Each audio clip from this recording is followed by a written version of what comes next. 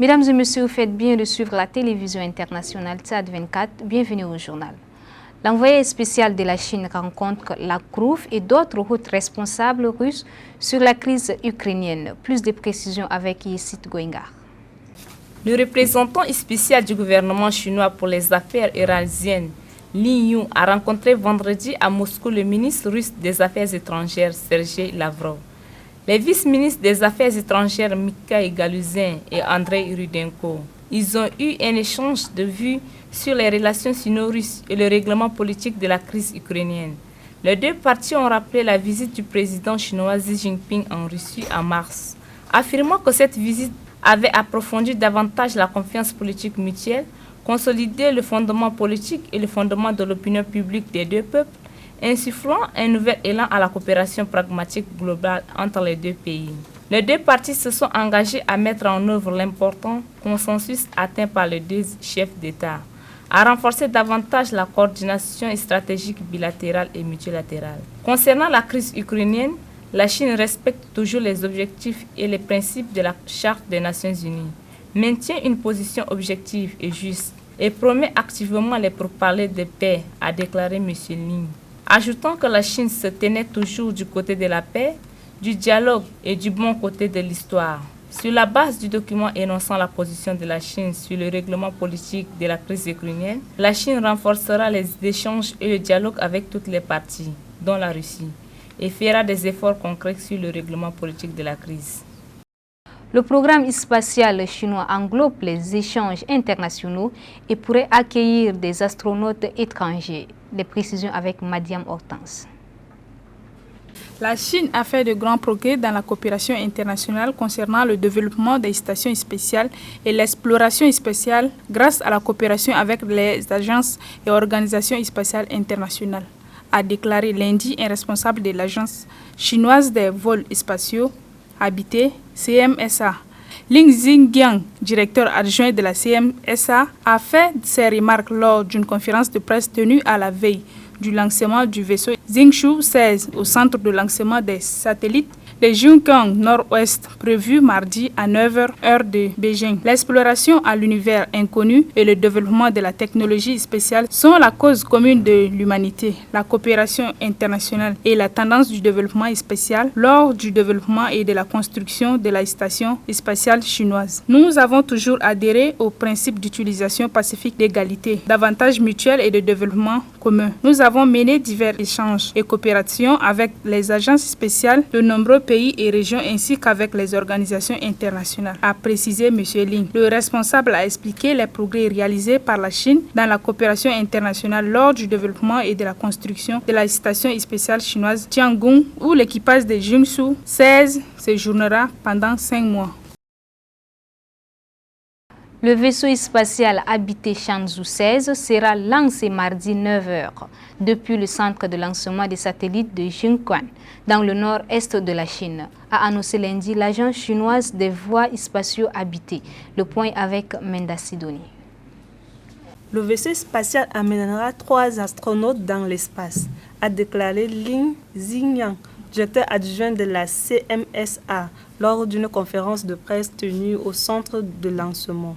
Selon l'évaluation et la décision du quartier général de la mission, le vaisseau spatial Shenzhou 16 sera lancé mardi à 9h38. Les membres de l'équipage seront les taïkanautes. Xingpeng sera le commandant. Il a participé aux missions spatiales habitées Shenzhou 7 et Shenzhou 9, Shenzhou 11, tandis que Zhu Yangsu et Gin Aishao effectueront leur premier vol spatial, a précisé M. Lin. Le remplissage de la fusion porteuse Long March 2FY16 commencera bientôt, a-t-on affirmé lors de la conférence de presse. Il s'agit du vol habité après que le programme de station spatiale chinoise habitée est entré dans la phase d'application et de développement. Le vaisseau spatial Shenzhou 16 installé sur la fusion porteuse Long March 2YH16 a été transféré dans la zone de lancement le 22 mai. L'équipage de Shenzhou 16 achèvera les travaux de maintenance de la station spatiale et diverses expériences. Suivez le reportage de Soleri Charlotte.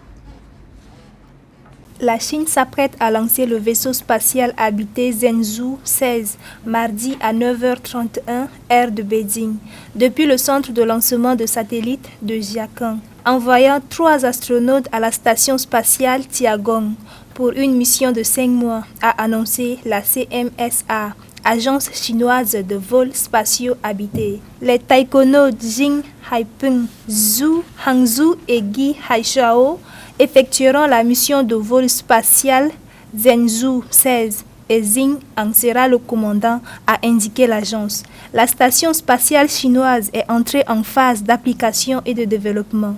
La rotation de l'équipage et le réapprovisionnement en frais seront exécutés de manière régulière et le programme de travail de l'équipage en orbite sera également régularisé, a fait savoir Ling Ziqiang, directeur adjoint de la CMSA.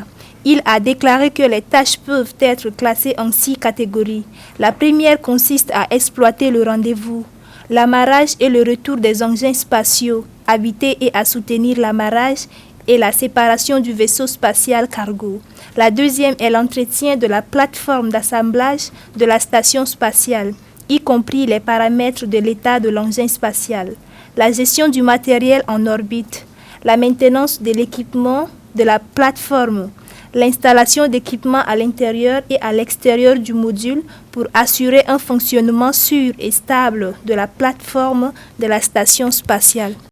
Et puis pour finir, en Italie, un mouvement social a eu lieu à travers le pays ce vendredi pour protester contre l'inflation galopante et exige notamment des hausses salaires à cause de la hausse des coûts énergétiques. Les détails avec Fatimata Diakité. Selon l'organisateur du mouvement Union syndicale du base, USB, de nombreux grévistes de diverses industries se sont rassemblés dans les principales villes italiennes comme Rome, Milan, Turin et Naples pour protester contre l'inflation élevée, affirmant que leur pouvoir d'achat a été gravement réduit.